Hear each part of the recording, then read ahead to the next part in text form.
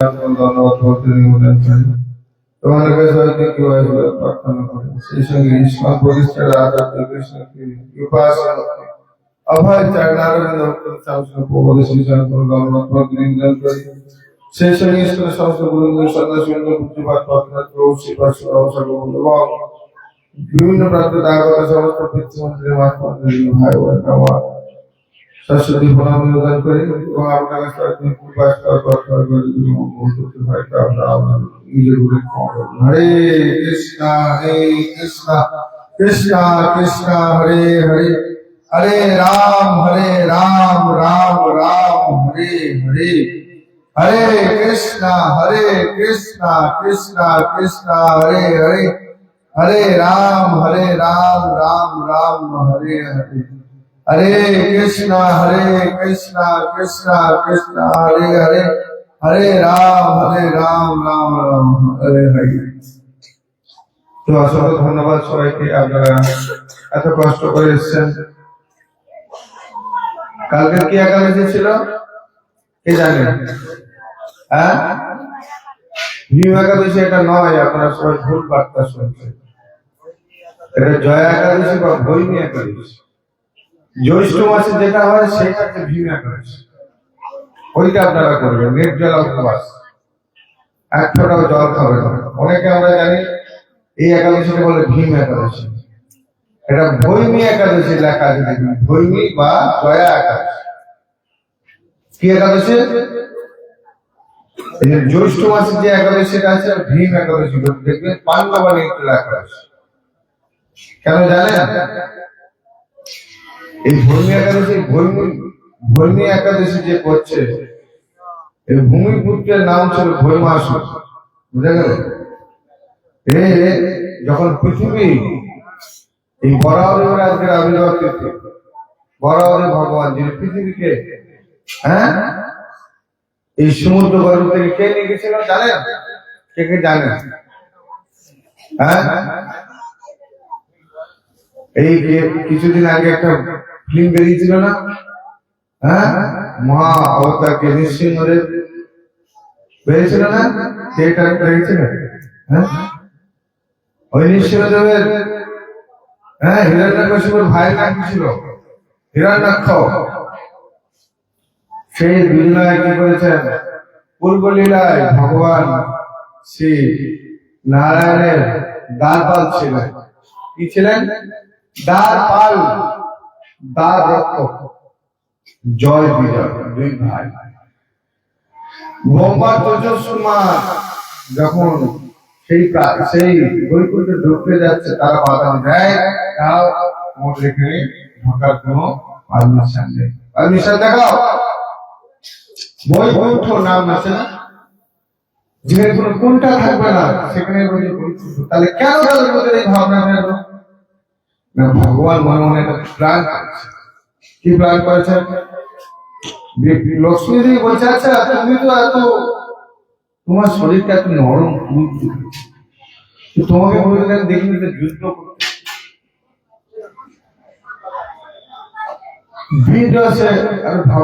প্রভু আপনাকে যুদ্ধ করতে দেখতে চাই, কেমন আপনি যুদ্ধ করতে পারেন।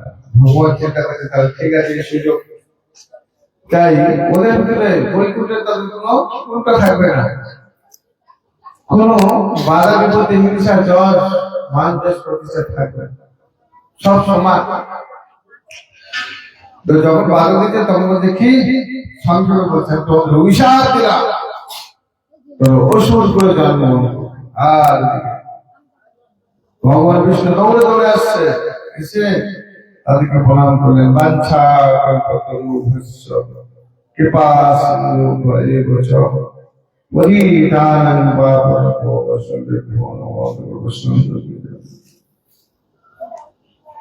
কি করলেন? ভগবান প্রণাম করলেন।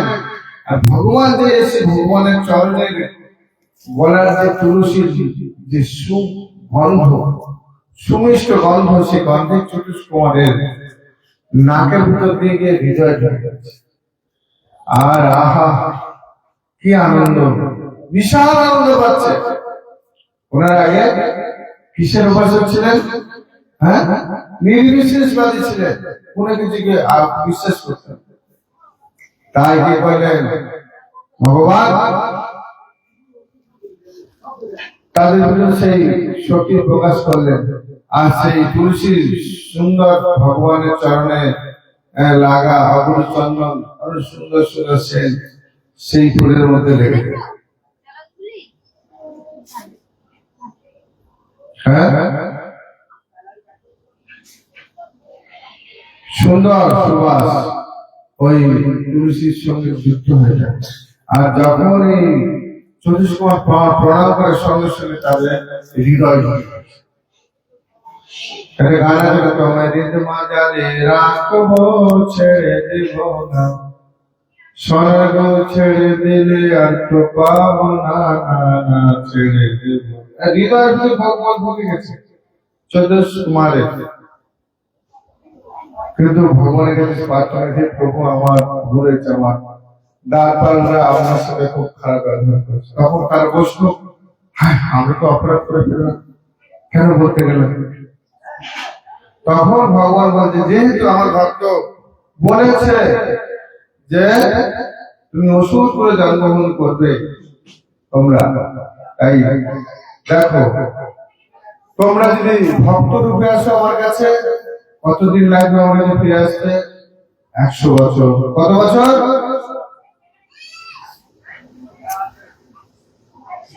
আর যদি শত্রু রূপে আসো, তাহলে তোমরা 3 বারে আমার কাছে চলে। তারা পরস্পর বলছে আমরা অসুর জন্ম নিতে চাই। ভগবান কার সাথে যুদ্ধ করে? ভক্তের সাথে। ভগবানের সাথে যুদ্ধ করার মধ্যে কেউ নাই, একমাত্র ভক্ত ছাড়া। তো কি করলেন? অসুর করে জন্মগ্রহণ করলেন। কোথায় কোথায় জন্মগ্রহণ করলেন? হ্যাঁ, কার কার গর্ভে?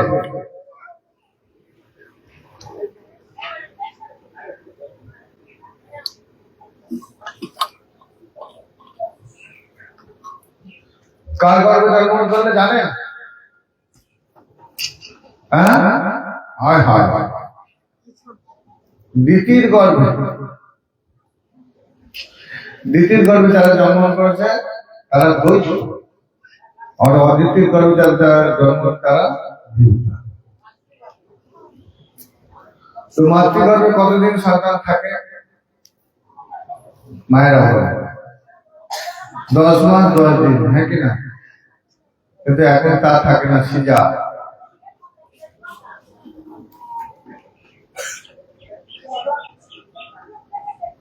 এই হিরণ্যকশিপু কত বছর মাতৃগর্ভে ছিল জানেন?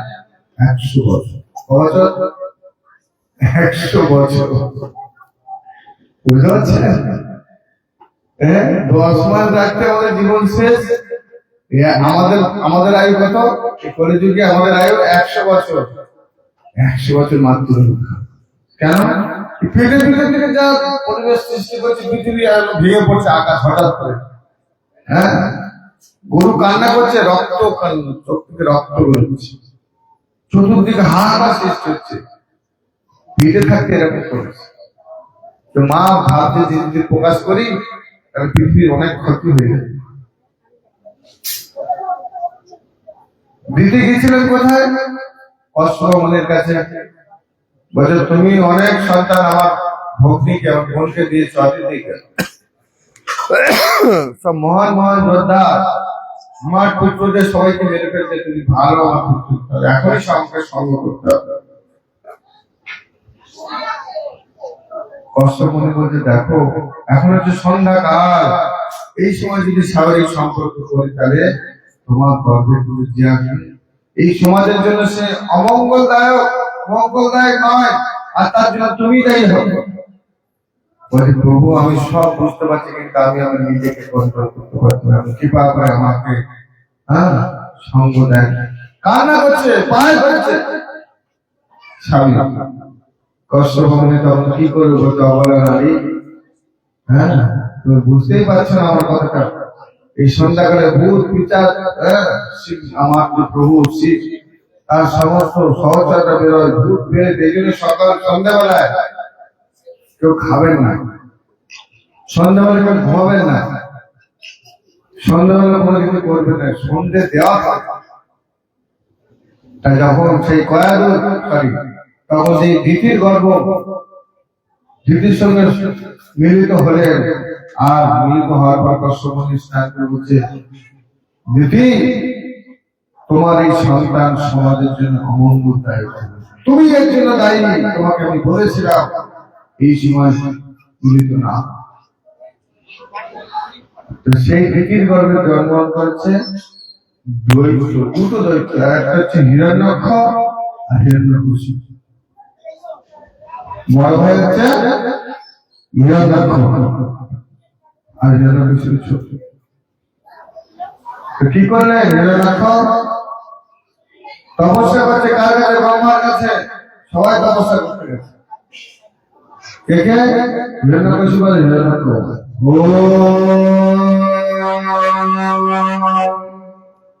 ব্রহ্মণি নমঃ। ওম ব্রহ্মণি নমঃ। ওম ব্রহ্মণি নমঃ। দেখুন তপস্যা করছি এক পায়ে, হিরণ্যকশিপু তপস্যা করছে এক পায়ে, বুড়া বলে পায়ে ধরে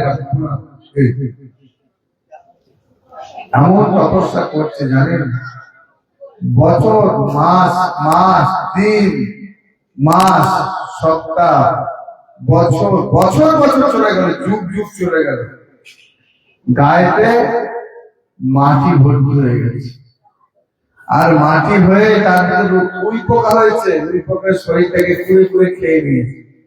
আর ওই মাটির ভিতরে থেকে বড় বড় গাছ বেরিয়েছে। সে তবু কিসে দাঁড়িয়ে আছে? এক পায়ে, হাড়ের উপর দাঁড়িয়ে আছে। আর ওম ব্রহ্মণি নমঃ। ওম ব্রহ্মণি নমঃ। ওম ব্রহ্মণি নমঃ। এই মন্ত্র বলছে। এমন তপস্যা করছে যে তার মাথা থেকে আগুন প্রকাশিত হচ্ছে, সেই আগুন চতুর্দিকে স্বর্গে ছড়িয়ে যাচ্ছে। আর স্বর্গ তখন উত্তর তাপে একদম পুড়ে যাচ্ছে। সবাইকে ভগবান বিষ্ণুর কাছে প্রভু ত্রাহিমাম ত্রাহিমাম রক্ষমাম রক্ষমাম, রক্ষা করো প্রভু। তখন কি করলেন ভগবান বিষ্ণু? ব্রহ্মার কাছে বললেন। ব্রহ্মা যখন আমি দেখছি, ব্রহ্মা যখন গিয়েছে বুঝে পাচ্ছে না কোথায় এই দেহটা, কোথায় দেহটার কোথাও ওই পোকাই খেয়ে গিয়েছে, মাংস নাই, শুধু হাড়। ভগবান তখন ব্রহ্মা তখন কি করলেন? তাকে মন্ত্রপুত করলেন, সমস্ত ময়লা হারিয়ে দিল, মাটি সুন্দর দেহ পেয়ে গেল। তখন বলছে তুমি কি চাও?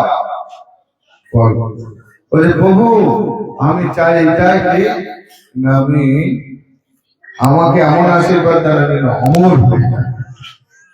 সর্বনাশ, আমার কাছে বর নেই, আমি নিজে অমর নাই, আমি তো দুদিন পরে মারা যাবো, তোমাকে আমি কি করে অমর করবো? তার আমি আরেকটা জিনিস কি, আমাকে ঘরেও মারতে পারবে না, বাইরেও মারতে পারবে না, দিনেও মারতে পারবে না, রাতেও মারতে পারবে না, অস্ত্রে নয়, নয়,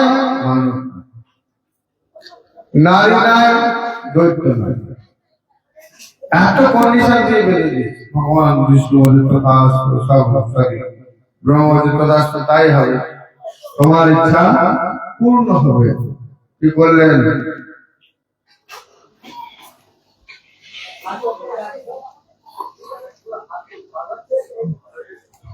বলছে তোমার ইচ্ছা পূর্ণ হবে। তার সঙ্গে সঙ্গে তার দেহটা বিশাল আকৃত হয়ে গেছে, বধ হয়ে গেছে। আর তুমি তখন কি করলেন? স্বর্গে আক্রমণ করলেন, সবাইকে পরাজিত করলেন। দুই ভাই মিলে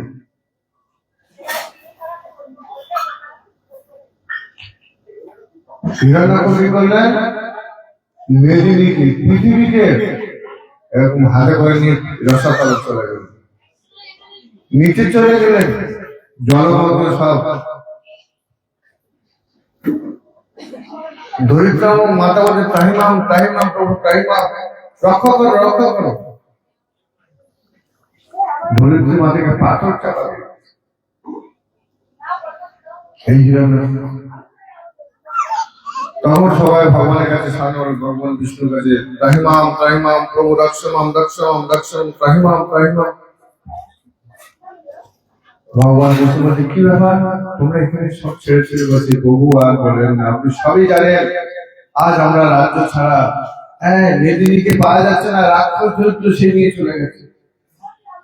তখন এই কথা যখন বলেছে, তো আচার্যরা বলছেন, হ্যাঁ সেই সময় ব্রহ্মা ছিল, ব্রহ্মা তখন একটা শিখ দিয়েছে,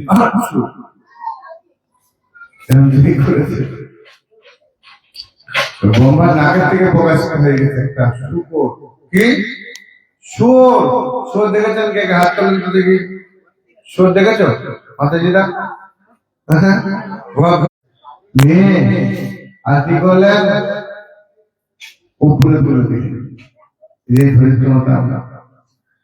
আর তারপরে গিয়ে হিরণ্যকশিপুর সাথে খুব যুদ্ধ, হিরণ্যকুমার দুজন দুজন, তোমার গদা যুদ্ধ হচ্ছে, অস্ত্র যুদ্ধ হচ্ছে, মল্ল যুদ্ধ, তারপর মারপিট হচ্ছে, কিলাকিলি হচ্ছে। তারপরে ভগবান কি করলেন, বলছে অনেক হয়েছে খেলা, এইবার লীলা ভঙ্গ। সঙ্গে সঙ্গে ঘুষি মেরে যেমন ঘুষি, সেটা চোখ কোথায় খুলে বলছে, চোখ উড়ে বেড়াচ্ছে, না উড়ে বেড়াচ্ছে, বডিটা ফুসফুস হয়।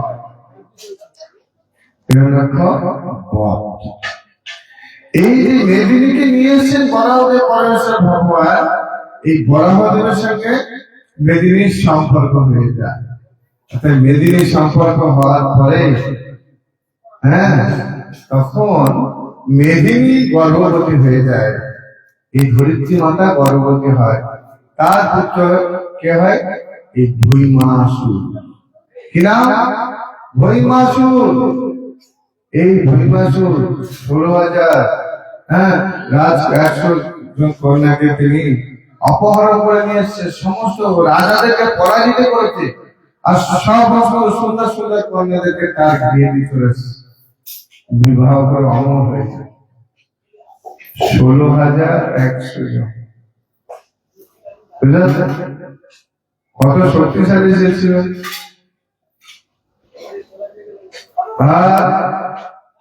সবাইকে বন্দি করে রেখেছে।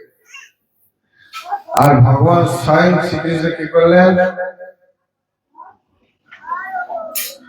কি করলেন পরমেশ্বর ভগবান স্বয়ং? হ্যাঁ না, রুক্মিণী দেবীকে নিয়ে এসছেন, না রুক্মিণী সত্যভামা দেবীকে নিয়ে এসছেন, নিয়ে এসে এই ভৈমাসুরকে বধ।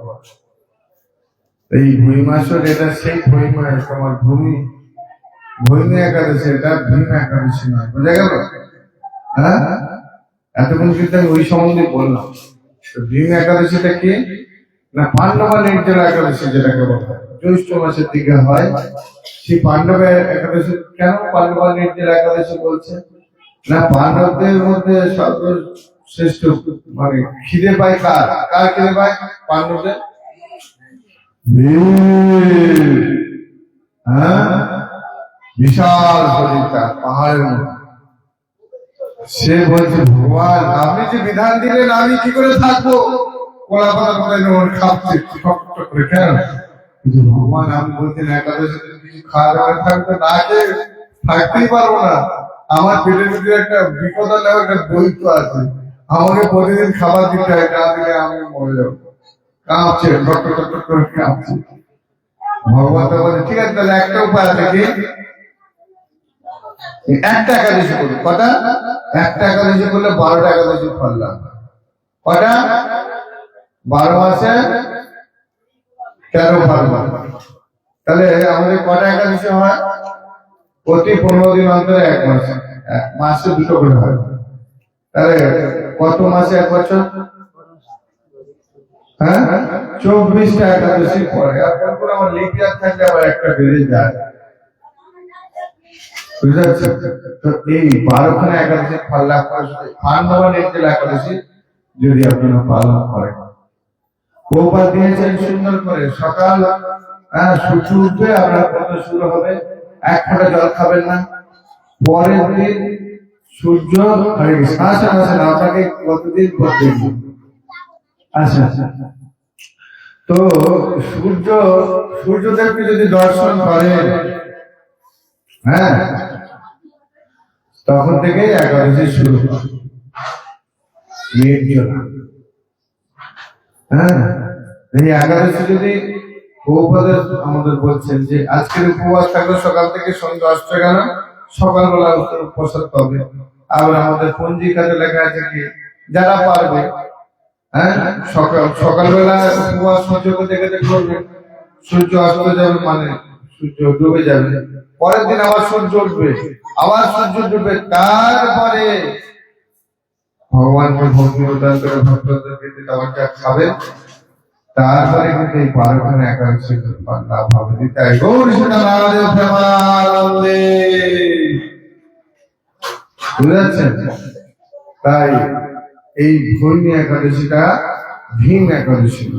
ভীম একাদশী মানে পাণ্ডবা নির্জলা একাদশী, বোঝা গেল? এটা যারা যারা নিরামিষ খাচ্ছেন কি করবেন? একাদশী যারা আমিষ খান কি করে একাদশী করবেন?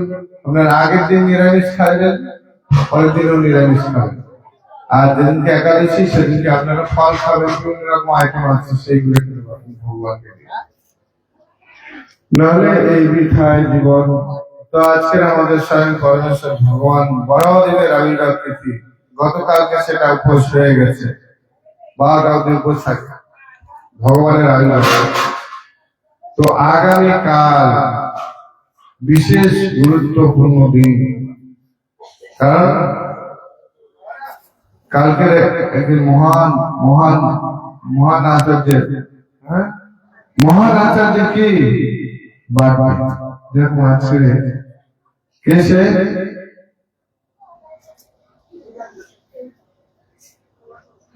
নদিয়ার গ্রামে নিত্যানন্দ মহাজন পাতি আছে নাম হট্টগিরের কারো। নদিয়া গ্রামে নিত্যানন্দ মহাজন পাতি আছে নাম হট্টগিরের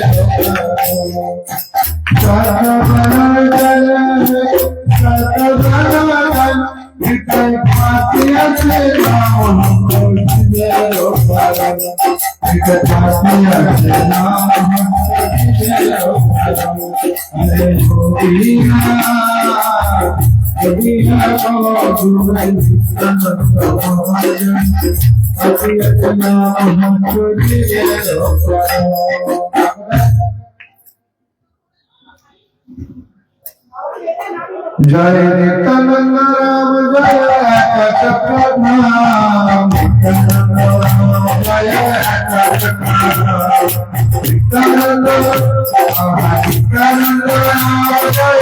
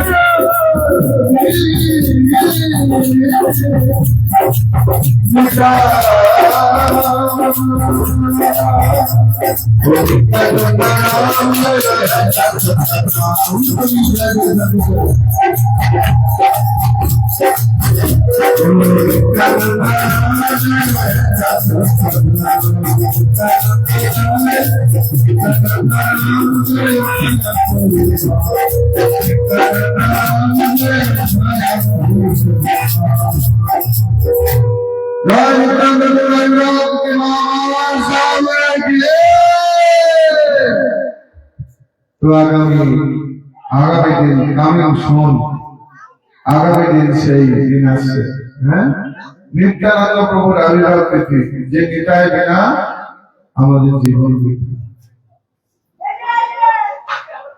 হ্যাঁ, নিতাই যে না ভজে, হ্যাঁ, তার মুখে চুল কাটে। এই নিত্যানন্দ প্রভুকে যে ভজনা করে না, তার মুখে চুল কালি করে। যিনি হচ্ছে আদি গুরু। এই জগতের যদি পুরুষ দেখছে যত, সব বলরাম থেকে প্রকাশ, নিত্যানন্দ থেকে প্রকাশ, আর স্বয়ং রাধা থেকে সমস্ত নারী জাতি প্রকাশ। তো সেই আদি গুরু নিত্যানন্দ কালকে রাজনীতি, হ্যাঁ, তার যে বাবার নাম ছিল হরাই পণ্ডিত। কি নাম? তার মাতা, তার বাবা অনেক ভাই ছিলেন। তো তাদের মধ্যে সব থেকে প্রিয় ছিলেন তার বাবা হরাই পণ্ডিত নিত্যানন্দ প্রভু। খুব প্রিয়, মানে কিরকম প্রিয় জানেন? অযোধ্যায় যখন পরমেশ্বর ভগবান শ্রীকৃষ্ণ, সরি রামচন্দ্র ভগবান তার পিতার আদেশ পালন করার জন্য 14 বছরের জন্য সমস্ত কিছু ত্যাগ করে দিয়ে মনে চলে গেছে। তাই পুত্রকে এক মুহূর্ত না দেখে থাকতে হবে, এক মুহূর্ত। কিন্তু তার শরীর থেকে প্রাণটাই ছিল, প্রাণটাকে যেন নিয়ে চলে গেছে এমন পরিস্থিতি। তখন কি করলেন? একই পরিস্থিতি হরাই পরিবার রয়েছে। কিভাবে আমরা কালকে বলবো, একটু একটা কাজ দিচ্ছি। তো এই হরাই পরিবারের বাড়িতে একা চোখটা ধান, হরাই পরিবার কি করলেন? বাড়িতে একজন প্রত্যেক ব্রাহ্মণ ঘুরতে ঘুরতে এসে বলছে, বাবা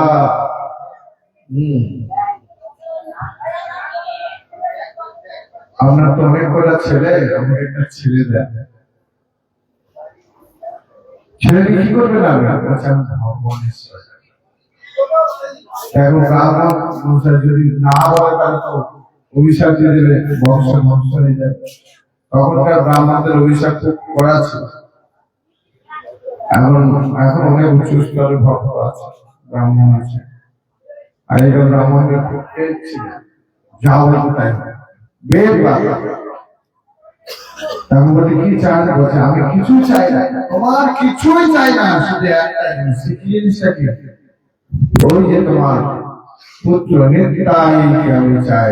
যেই বলেছে নিতাইকে, তখন বাবা হয় নিতাই বলে ওখানেই অজ্ঞান, জ্ঞান ফিরিয়েছে, জ্ঞান ফিরিয়েছে। বলছে কি বললেন? আপনি কি বললেন? এই নিতাইকে আমি বাঁচবো কি করে? আমি নিতাইকে না দিলে থাকতে পারি না। আমি ওই জন্য কাজ কর্ম কম করি, সবসময় নিতাইকে চলে যেতে। সেই নিতাইকে কি করে থাকবে? সম্ভব। আমার বেশি কিছু বলতে পারছে না, সেটি একটু অভিশাপ দেবে। তখন হচ্ছে আপনি প্রভু কৃপা করে যদি আমার অন্য কোনো ছেলেদের নিয়ে আমি খুব খুশি হয়ে গেলে নিতাইকে না নিয়ে বলছে, যদি দিতে হয় তাহলে নিতাইকে দাও। কেন? নিত্যানন্দ প্রভু চাইছে পৃথিবী পরিবর্তন করবে। কেন? হ্যাঁ, সাধু কি হয়?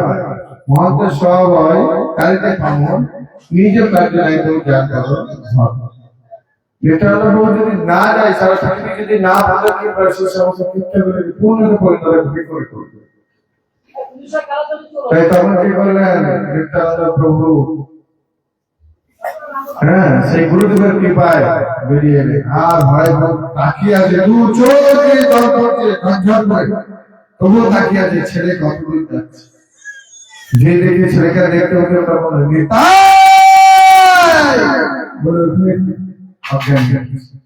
বাবা আর সে ব্রাহ্মণ বলছে চলে কাকে চলে নালে বাবা কেন নিত্যানন্দ প্রভুর কি ইচ্ছা মহাপ্রভু শ্রীকৃষ্ণ চলে তন্ন প্রভু দয়া করো মোরে শ্রীকৃষ্ণ চলে তন্ন প্রভু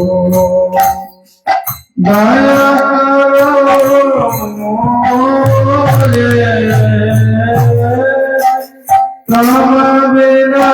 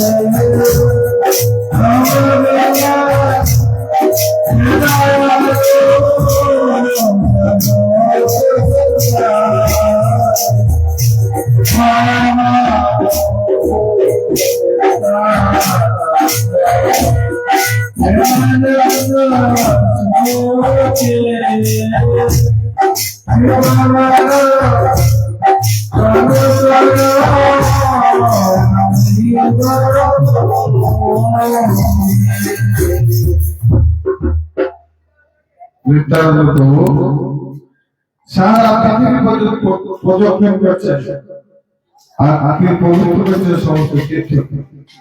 এই নিত্যানন্দ প্রভু অনেক লীলা আছে। তার নিত্যানন্দ প্রতিমর গৌরচন্দ্র ধনমর নিত্যানন্দ প্রতিমর গৌরচন্দ্র ধনমর যোগলোকেশ অদ্বৈত আচার্য বল গদাধর মর কুল নরহরি বিনাশয়ে ধনমর নিত্যানন্দ প্রতিমর গৌরচন্দ্র ধনমর যোগলোকেশ ধনমর নিত্যানন্দ।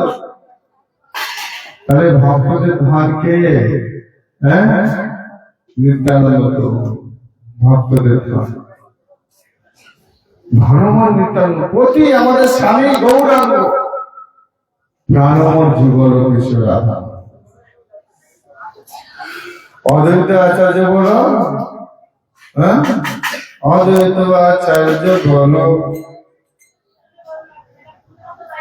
ধনমর নিত্যানন্দ প্রতিমর গৌরচন্দ্র ধনমর যুগল কিশোর অদ্বৈত আচার্য বল গদাধর মর কুল নরহরি বিনাশয়ে মোর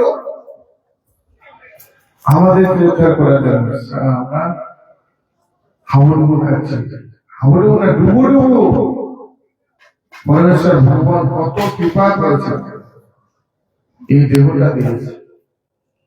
সব থেকে মূল্যবান পৃথিবীর সব থেকে যদি কোনো